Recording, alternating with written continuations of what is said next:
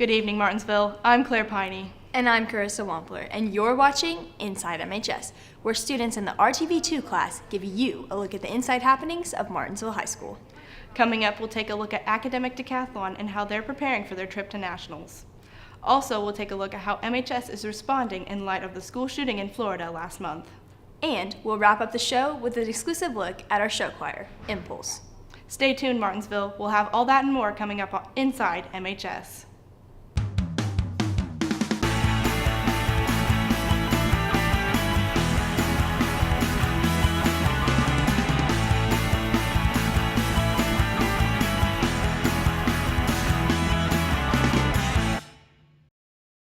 The Martinsville High School decathlon team won the state competition on February 19th, and that was their 19th state title.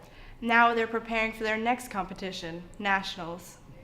The Martinsville High School decathlon team has been training with Abby Warren, a student from Texas. Warren was a member of the second-place decathlon team at nationals last year. She has been making new reading schedules for us and just basically redoing our whole program kind of so that we can place high at nationals, because our goal right now is to beat Arizona so we can get third place.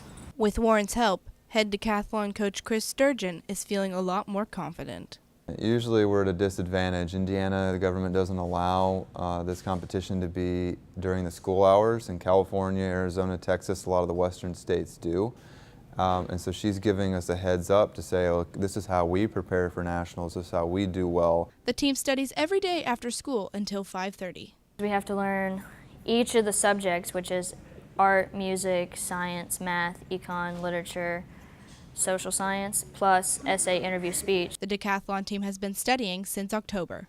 We have a lot of time put into this, a lot of dedication, so a lot of the schools that don't do that from smaller states that are less involved in decathlon will definitely have an advantage over them. The team will be competing at nationals in Frisco, Texas from April 19th to the 21st. Decathlon is still in need of money for their trip to nationals. Please contact Martinsville High School or Mr. Sturgeon if you would like to donate. DECA is a club here at MHS that prepares emerging leaders and entrepreneurs in marketing, finance, hospitality, and management. Last weekend, 17 Martinsville High School students traveled to the downtown Marriott in Indianapolis in order to compete with students from all over the state of Indiana in the DECA State Career and Development Conference. First of all, it's for the boys. Students had the opportunity to listen to keynote speaker Doug Bowles, who is the president of the Indianapolis Motor Speedway as well as an entrepreneur. And they attended a general session which was led by state officers. Then, stay for the entertainment at the end by hypnotist Jim Wand. But the main focus of the conference was the competition. Students spent time studying their marketing materials in order to prepare for the written test and the role plays.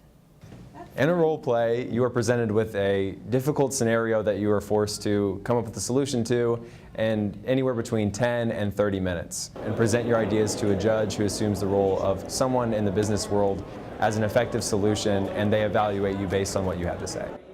7 Martinsville students earned medals for scoring 85% or more on their written tests.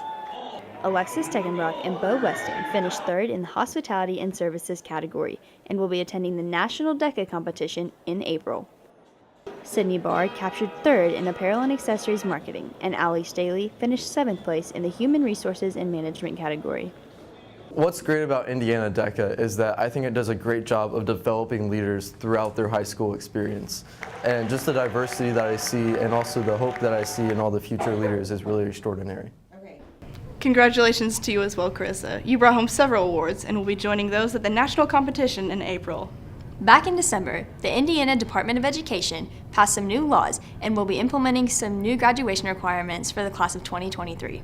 Claudia Willis gives us a look at how those requirements will affect students at Martinsville High School. MHS, along with every other Indiana high school, will have to follow new graduation pathway requirements adopted by the Department of Education. Is it a big deal for us? Probably not. We already naturally hit these marks. It will be a big deal for some, probably not for the majority.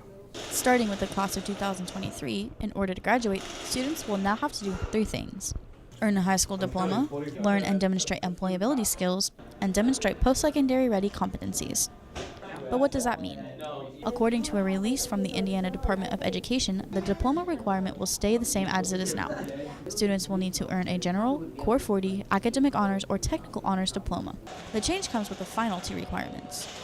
In order to demonstrate employability skills, students will have to complete one of the following: a project-based learning experience, a service-based learning experience like being involved in an extracurricular activity, or a work-based experience. Students will have to either do an internship or a senior project, and we feel like we already hit both of those at a very high percentage. In order to demonstrate post-secondary competencies, students will be required to do one of the following as well: earn an honors diploma, meet college-ready standards for the ACT, SAT, or ASFAB, complete an apprenticeship, earn an industry-recognized certification, or complete a vocational pathway.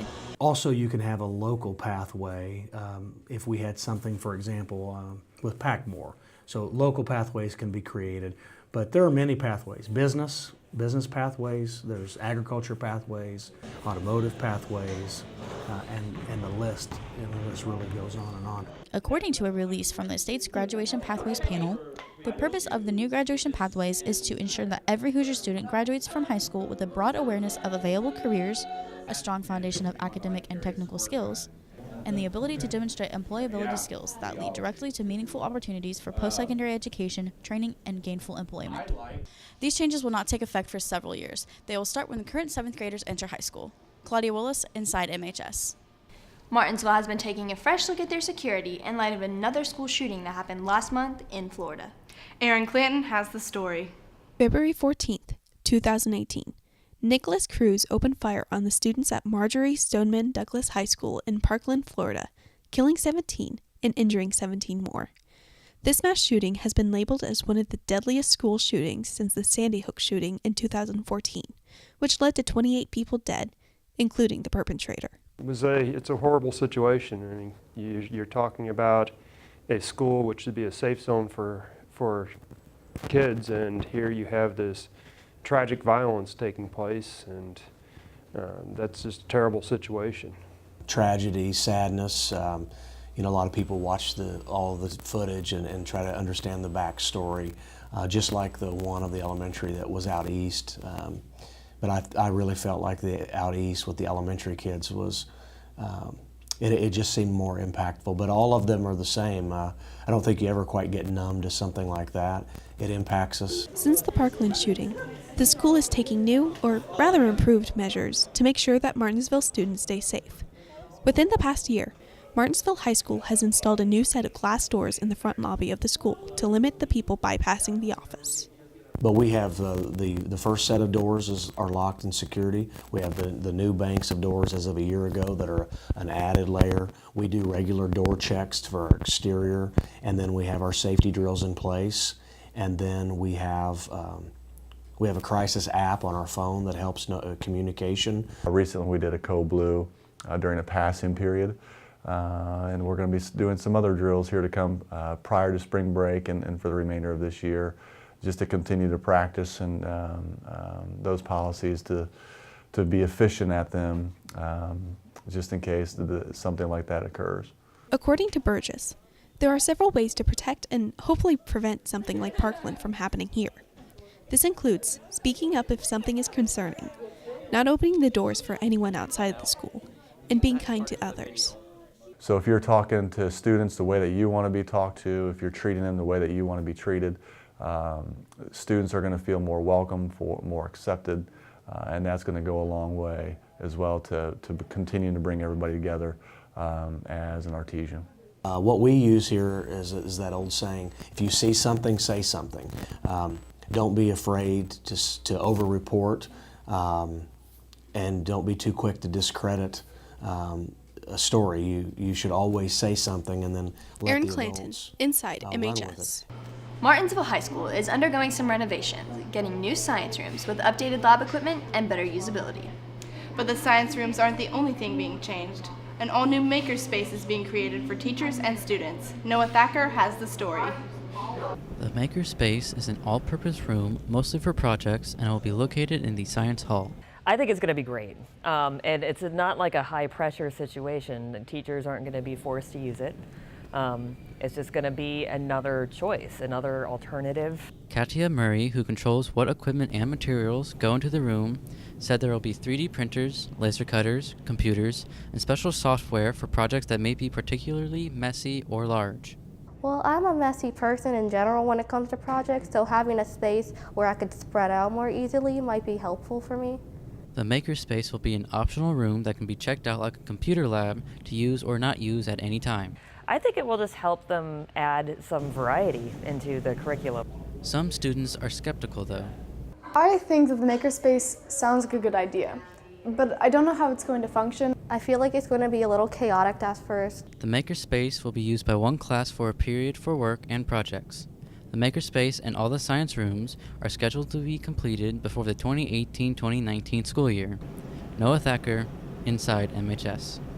And finally tonight, the MHS show choir is back, this year competing under a new name. And as Nicholas Holmes tells us, Impulse is hoping to make a new name for themselves here at Martinsville High School. Iconic. Fierce. Family. Energetic. These are just a few words to describe the Impulse show choir. Impulse has been working on their show titled You and I for months now. Impulse competed on February 24th at Warren Central High School. The show went really, really well today. It was definitely a lot better than last time. There's a lot of things that we can improve on, but there was just so much going on and we all held it together really well. The team worked for weeks preparing for competitions, changing formations, fixing positions, and working on their singing style. All that work brought the team closer together. This team's energy is uncomparable to anyone else's energy. I have never seen a group of people come so close because we all love one thing. I think we get along really well. I mean, obviously there are going to be some speed bumps along the way and sometimes there's clashing, but we're all really close and we're just one big happy family. And that Impulse family wants to use their voice to change people's outlook on show choir. I feel like the show choir area is really going to grow because it's kind of unpopular right now. And it's looked upon as almost a negative thing. And I was about that way before I joined. And you just become one big happy family. And I think it'll definitely have a lot more positives. The competition at Warren Central was the group's second of the season. It's the first year in several years that the show choir has actually competed. This year it feels like I'm in a whole new ball game. I feel like I'm finally able to compete with the big dogs, and it's really cool because you get to feel like you're a part of a sport instead of out there in your own little world. Coming to every competition like we do, it's like we put our hearts into it so much more and we actually love it and we live for it. Impulse will compete this weekend in Brownsburg, hopefully winning them a spot at state. Nick Holmes, Inside MHS. Good luck to show choir at their next competition. That wraps it up for this edition of Inside MHS. For Claire Piney and the rest of the RTV2 class, I'm Carissa Wampler. Thanks for watching, and we'll see you next time inside MHS.